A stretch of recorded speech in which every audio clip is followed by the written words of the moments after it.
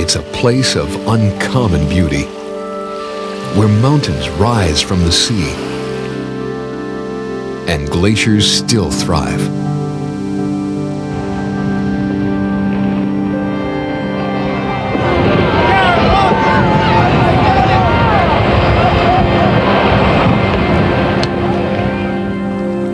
It's a land of contrasts, of shiny skyscrapers, and reflected in the mirrored windows, a magnificent wilderness.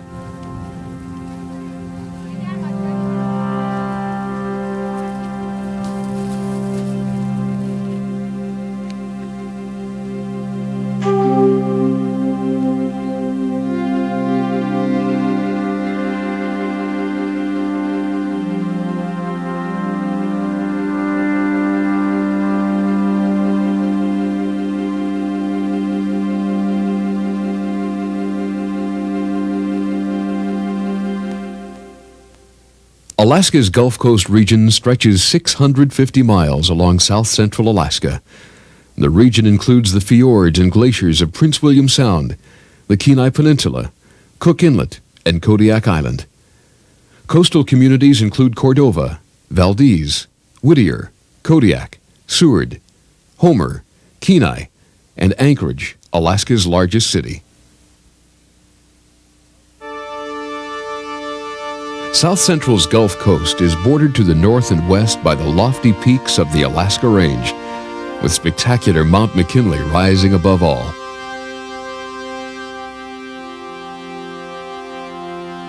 To the east, the stunning Wrangell Mountains. Hugging much of the coast, the glaciated Chugach Mountains, backdrop for Prince William Sound. Prince William Sound, a watery canvas on which God has painted his spectacular works.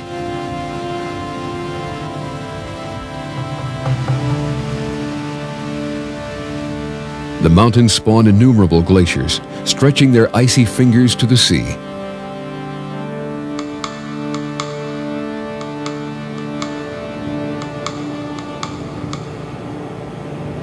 The undersea life is rich and varied.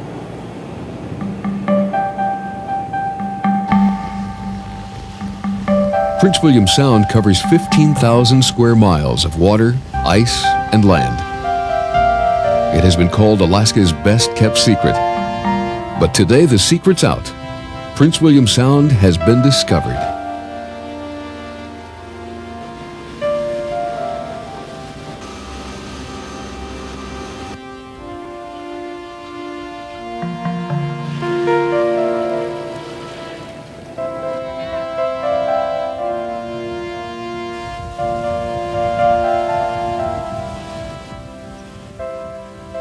Locals call it Little Switzerland.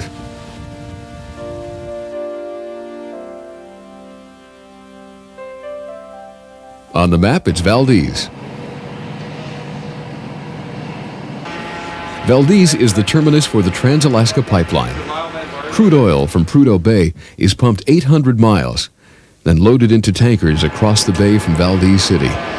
From here, the crude is taken to refineries in the lower 48. In the summer, Valdez is a fishing town. Runs of hatchery-raised salmon give Valdez-based purse seiners an opportunity to earn a living just a net's throw from the harbor.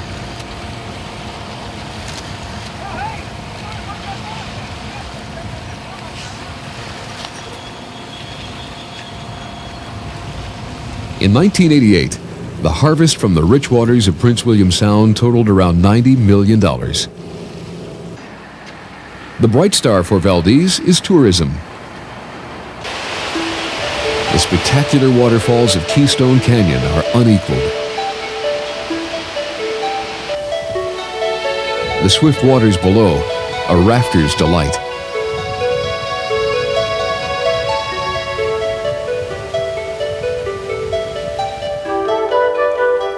In all seasons, this is a land of timeless beauty.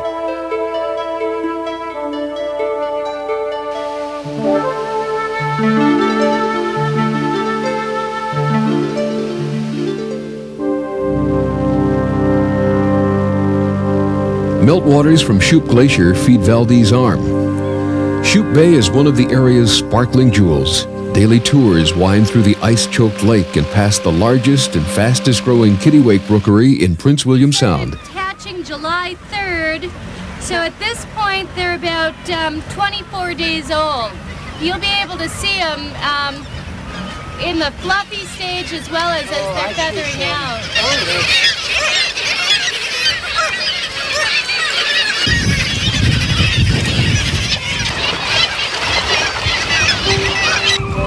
This hidden valley is in miniature what the Sound is as a whole.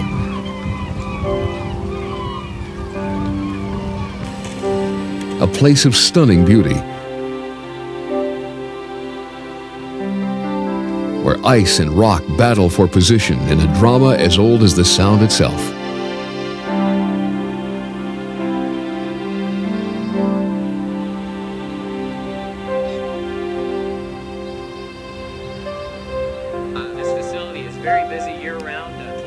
The best way to experience Prince William Sound is on the water. Several companies offer tours from Port Valdez to the star attraction of this region, Columbia Glacier. En route, you'll travel the fjords and inlets, perhaps picking up an escort of doll porpoise.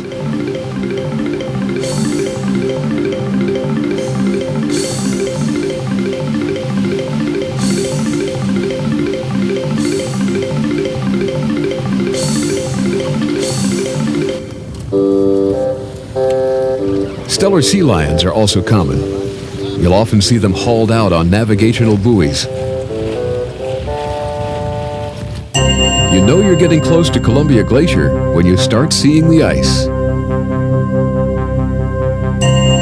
Columbia Glacier is rapidly retreating, and Columbia Bay is often filled with icebergs of all sizes.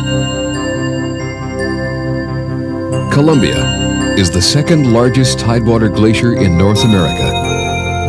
It covers about 440 square miles and is 41 miles long. The face of Columbia Glacier is 4 miles wide and up to 300 feet high.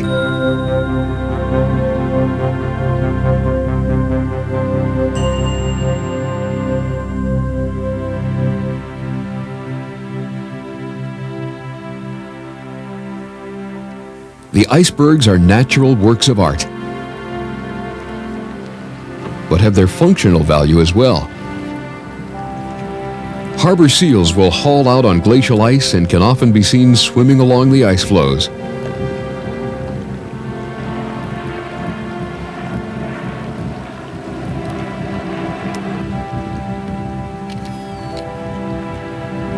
This is truly a magnificent sight, one of the wonders of Alaska. The largest commercial fishing fleet in Prince William Sound comes home to Cordova. Located on Orca Inlet on the east side of the Sound, this charming community lives for the sea. It's home for roughly 2,500 Alaskans. While fishing is its mainstay, Historically, Cordova was a trade center and port for copper ore shipped by rail from mines in the interior. A monument to Cordova's past stands rusting at the end of the road. It's called the $1 Million Bridge. Completed in 1910 as part of the vital rail link to the Kennecott mines, the $1 Million Bridge was severely damaged in the great 1964 earthquake. It's a 48-mile drive between town and the bridge through an area known as the Copper River Delta. This national forest land supports more than 10% of the world's population of trumpeter swans. Stately pairs are often seen nesting and are easily photographed from the road. The Delta is also home to our national symbol, the bald eagle. The creeks and streams are prime spawning grounds for sockeye and coho salmon.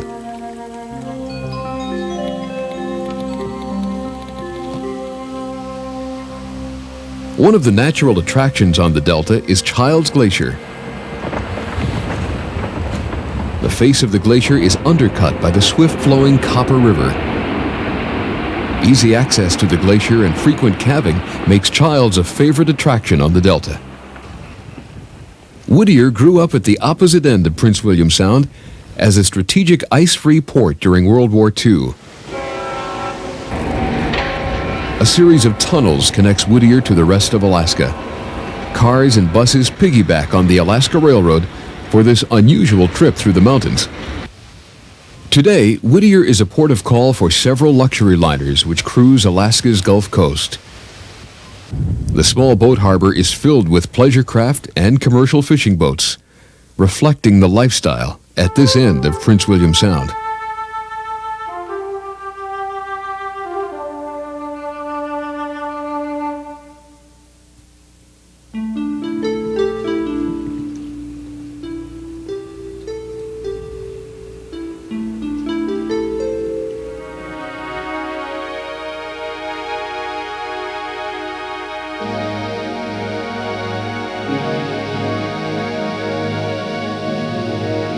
The still waters of Barry Arm reflect another world.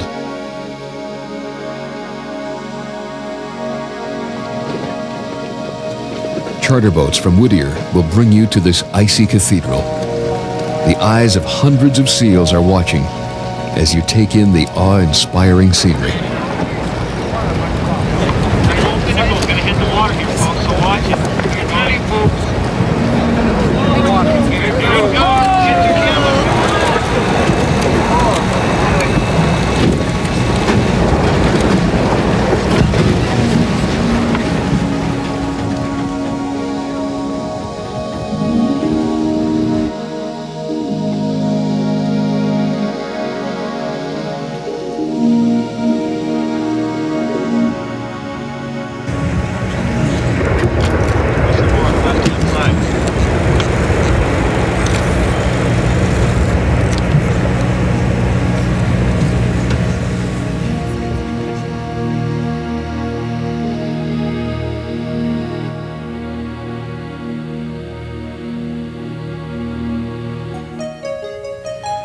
In August, the streams of Kodiak Island overflow with spawning salmon. This is an island of plenty.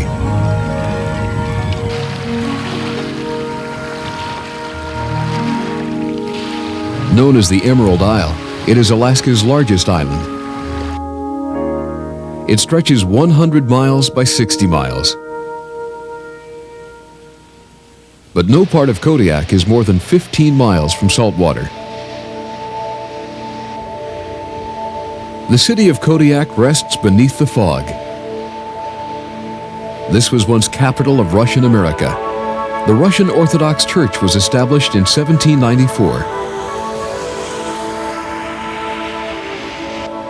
Kodiak City continually ranks among the top ports in the country for value of catch brought to the dock. As many as 2,000 boats return to the harbor filled with salmon and shrimp, halibut and crab, herring and bottom fish. It was the bountiful ocean that surely attracted the first Kodiak Island people thousands of years ago. The same bounty that keeps the 14,000 residents here today. West of Kodiak Island, across Shelikof Strait, is Katmai National Park. This vast wilderness embodies all that is wild in Alaska. The symbol of the wildness is the brown bear.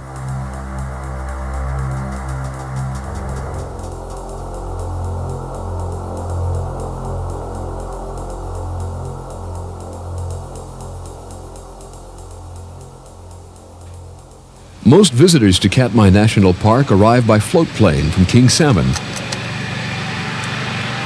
Their destination, Brooks Camp, at the mouth of the Brooks River and Naknek Lake.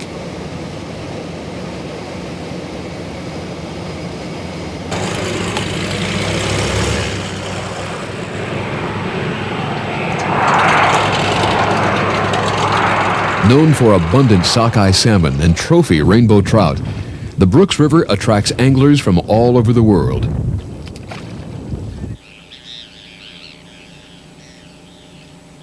The same salmon that draw the fishermen attract the bears. And the bears have become the biggest attraction of all. If you do come across a bear at a close distance, say a few yards away or even within 20 or 25 yards, first of all, you want to avoid the instinct to run. The instinct is to get as much distance between you and the bear as possible, and you want to accomplish that, but you want to move slowly. You don't want to run. If you run, you could trigger the bear to start chasing you, and that's very dangerous. So you want to move slowly. You don't want to try and scare the bear off. Don't make loud noises, but make soft noises. Talk softly to the bear. Say, "Hello, bear. Hello, bear."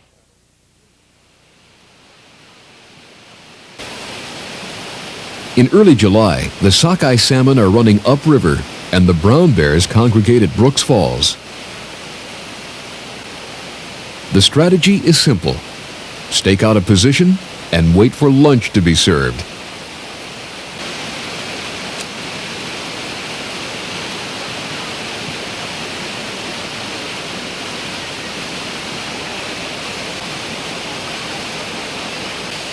For the bears, the time spent at the falls is paramount to their survival.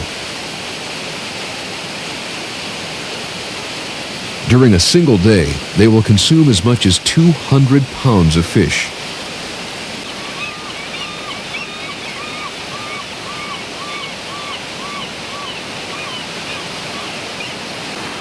While there appears to be an ample supply of fish, this is not an especially easy time for the bears.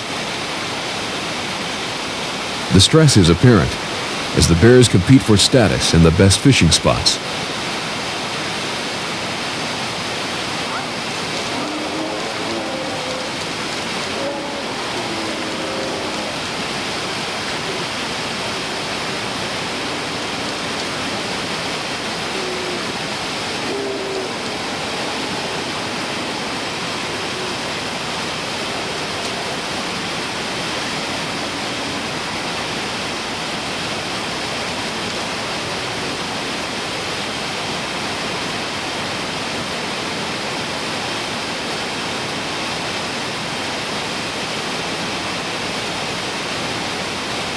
The younger brownie is now in a real dilemma, face to face with an aggressive bear twice his size.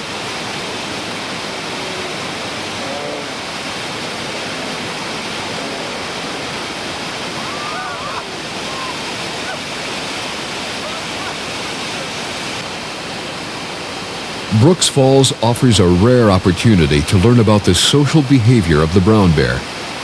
A viewing platform above the falls allows visitors an incredible view of this annual drama.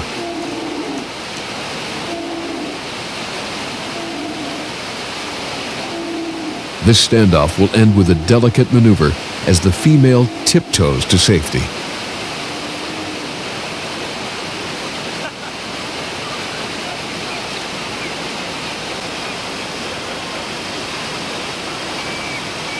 The falls can be a dangerous place for the young of the species. Out of necessity, mothers will often be separated from their young while fishing, and cubs left alone are vulnerable to attack.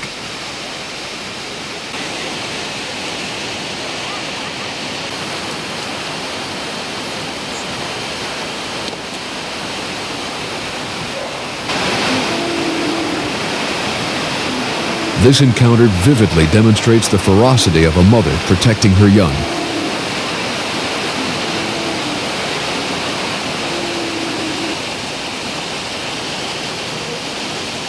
If the mother had not seen the attack, she would have lost a cub. 2 days later, the same bear killed one of these spring cubs while their mother was away fishing.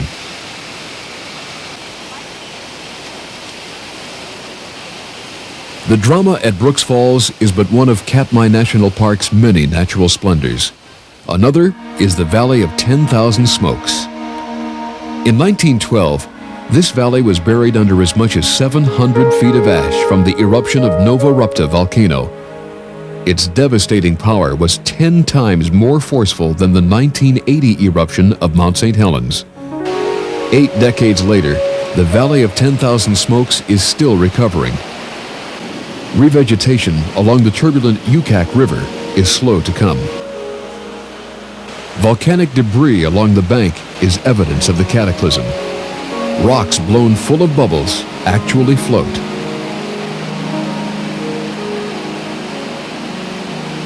The 1912 eruption was just a brief chapter in the geologic evolution of Katmai.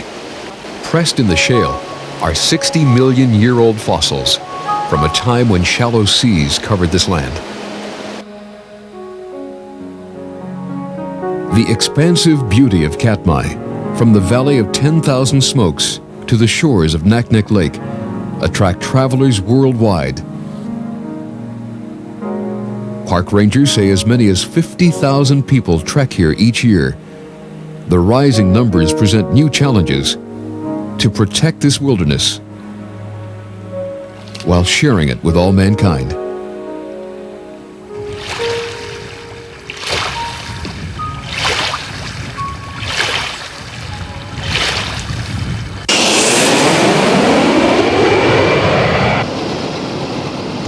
Anchorage lies at the air crossroads of the world.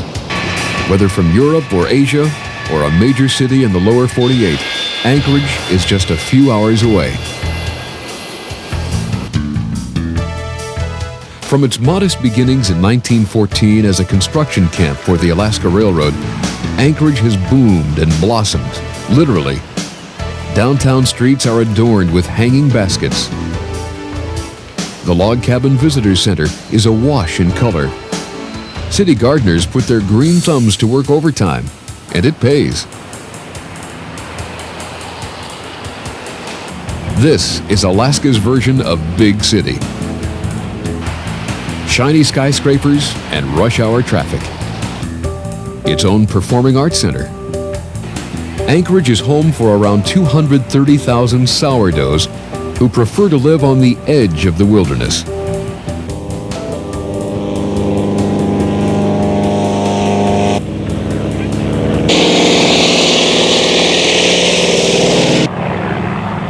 During the summer, the buzz of float planes is constant on Lake Spenard and Lake Hood in Anchorage. Together, they make up the busiest seaplane base in the world.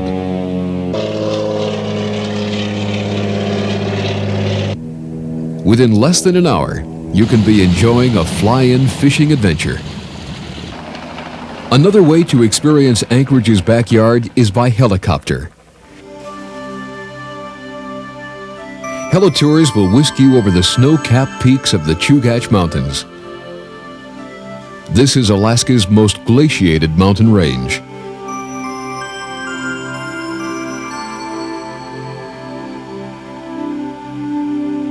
Here, there is only one season. The valleys below are ruled by glaciers.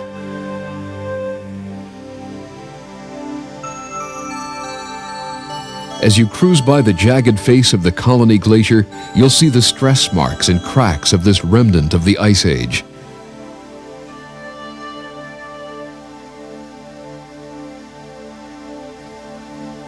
Nearby, the Knik Glacier stretches over the valley.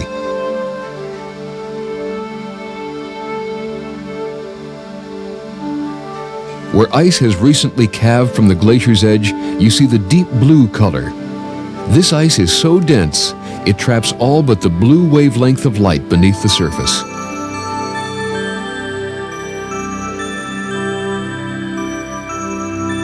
The Knik Glacier once stretched all the way to Cook Inlet. The fertile valley released from its grasp is now farmland.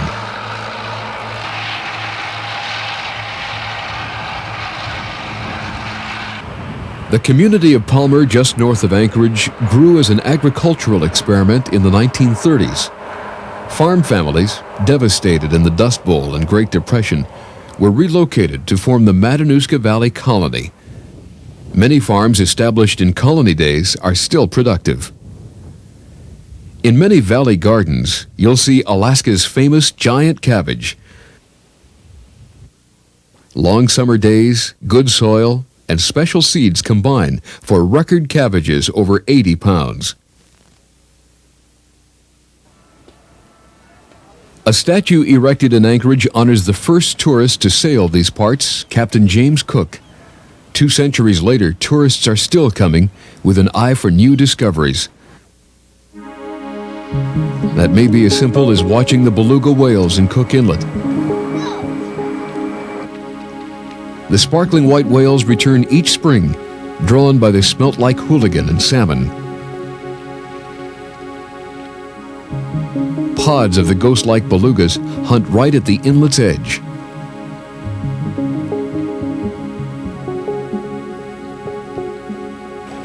Adult belugas are 15 to 16 feet long and weigh over a ton.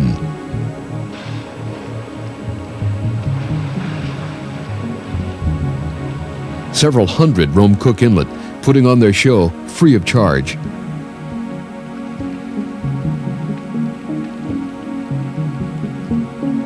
Another freebie, watching the windsurfers.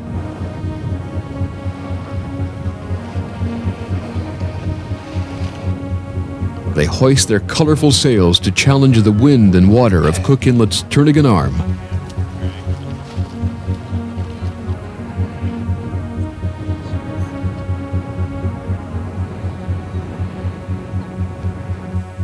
Upper Cook Inlet can also be treacherous. Beneath the surface, the silty bottom is constantly in flux. The water itself plays hide and seek. The difference between high and low tide frequently ranges 30 feet, sometimes more. During the winter, Cook Inlet is choked with ice and only passable to the port of Anchorage with larger vessels. Despite the cold, winter is a time of excitement in Anchorage. In February, locals can shake the cabin fever with the annual Fur Rendezvous.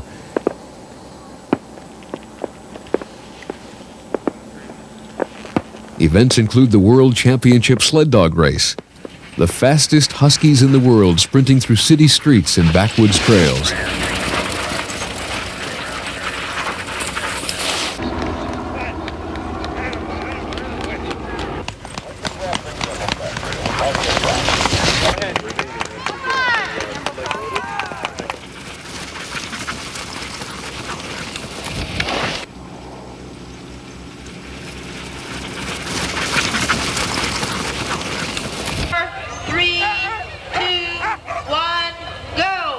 In March, Anchorage goes to the dogs again with the start of the Iditarod Trail Sled Dog Race, Anchorage to Nome.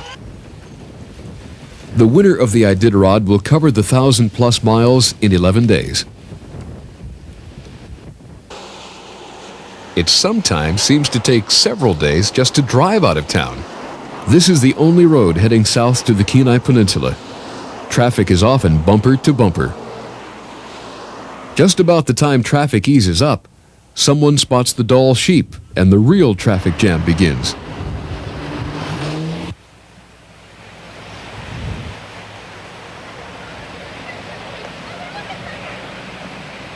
The sheep make their home on the rocky ridges above the Seward Highway and are easily spotted from the road.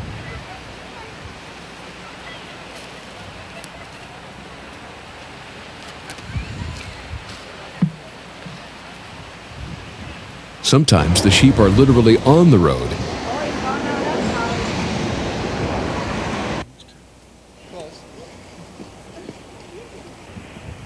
This group lives within Chugach State Park.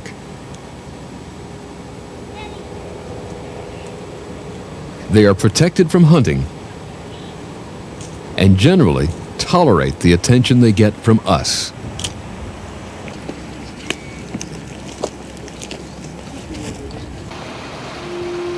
"55 miles south of Anchorage is the most visited attraction in all Alaska, Portage Glacier.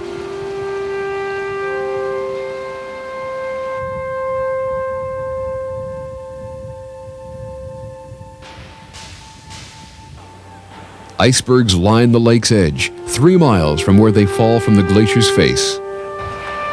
The U.S. Forest Service operates an interpretation center at Portage.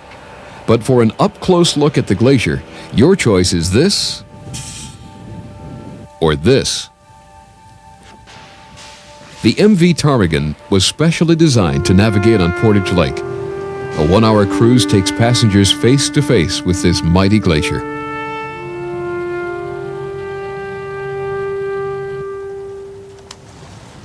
The Kenai Peninsula offers a full spectrum of recreational opportunity.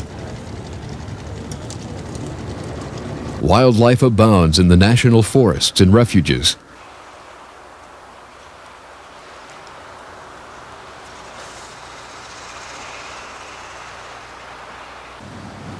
The rivers are prime habitat for sport fish of all species. When the red salmon are running, fishermen are shoulder to shoulder on the Russian River. When the kings are in, it's literally chaos on the Kenai.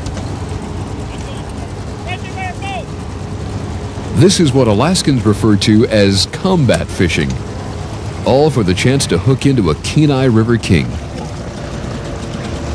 That sucker. Keep changing mind, don't it? They are known the world over for their size and strength. 50 pounds is just average. The largest king landed in the river was close to 100 pounds.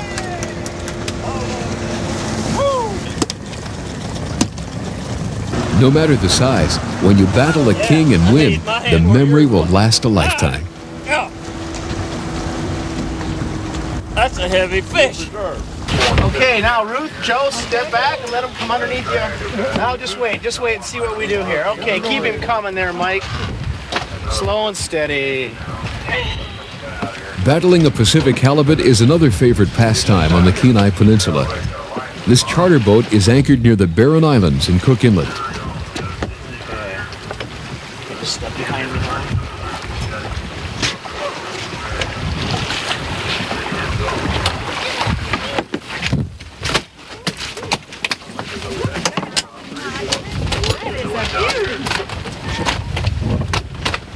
Today, everyone on board will go home with their 2-fish limit. You're not supposed to do that to 50-pound fish. This coastal hamlet takes its name from the monsters of the deep. It's Halibut Cove. Sandwiched between the water and the wilderness, this scenic hideaway off Kachemak Bay is home for a handful of commercial fishermen and artists.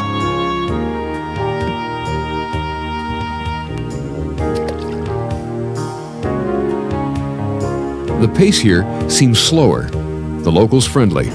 Although if you're not paying attention, you might find your conversation falling on wooden ears.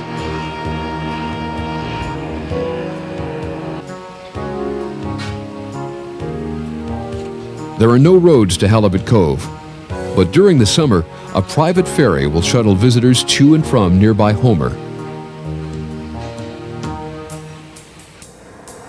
Homer is 225 highway miles from Anchorage. Sometimes it's called the end of the road. If that's the case, 5 miles from the end is the Homer Spit, jutting into Kachemak Bay.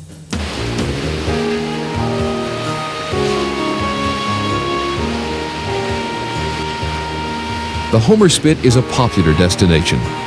The deep water of Kachemak Bay and the Kenai Mountains offer a gourmet meal for the visual palate. Many people come here just to stroll the ocean beaches or race the waves.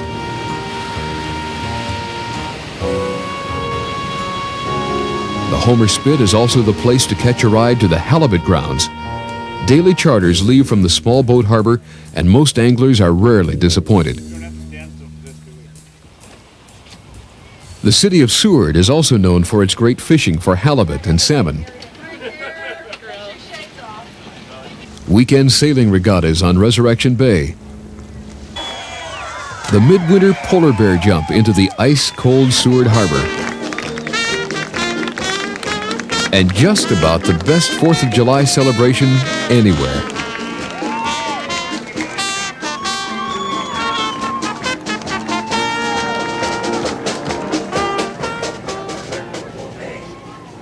It's morning at the Seward Harbor. The cruise boats are ready to leave the dock, heading for the Kenai Fjords. Pam Oldow makes this commute nearly every day during the summer.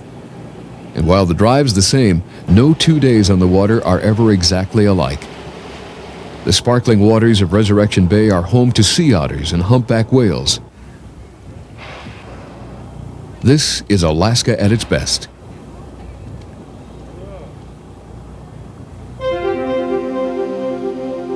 The glaciers of Kenai Fjords National Park are born in the silence of the Harding Icefield, a 300-square-mile desert of snow and ice. Storm after winter storm, under the weight of centuries of snowfall, the flakes compress, forming dense glacier ice. This ice field feeds more than 40 glaciers. Some hang precariously from mountain peaks. Others, like Bear Glacier, sweep down the mountains towards the sea. Bear Glacier descends from the 5,000-foot level of the Harding Icefield, excavating the mountain's edge along the way. The reach of Bear Glacier no longer extends to saltwater, but 8 others along the coast calve their bergs directly into the Kenai Fjords.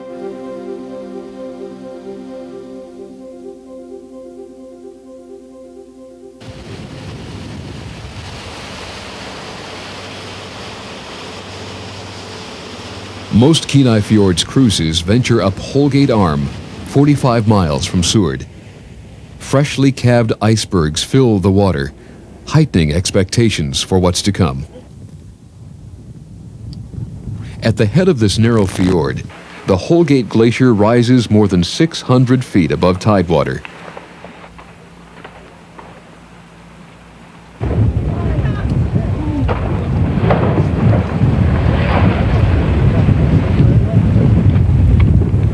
It is a spectacular amphitheater. The cruise boats offer a front row seat for one of nature's grandest dramas.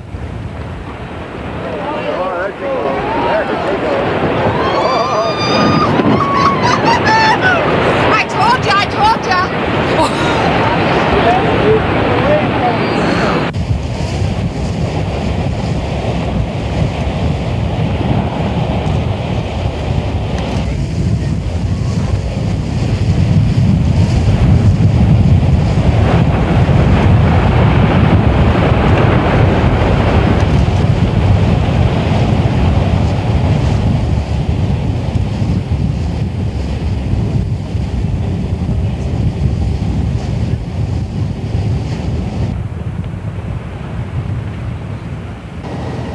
Act 2 is equally spectacular. A cruise to the Chiswell Islands. This is an extraordinary marine environment. The ocean waters are teeming with life.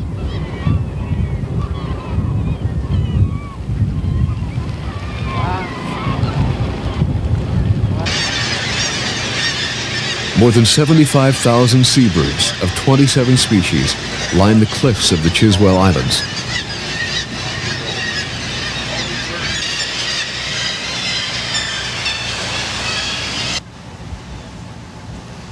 Tufted and horned puffins fill the sky like bees at a picnic.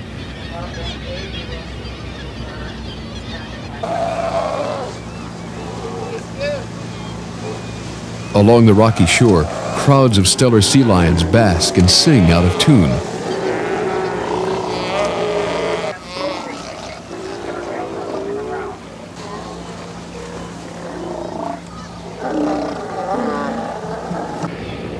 As many as 1,000 sea lions haul out on Chiswell Island alone.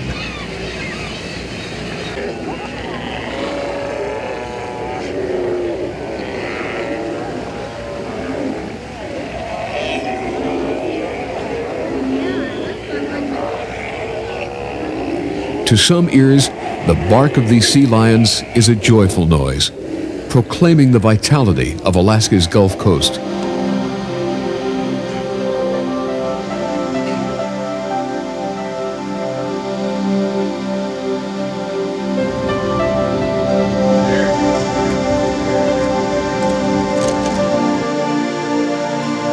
This truly is a rich region, blessed by the Creator with abundant natural beauty.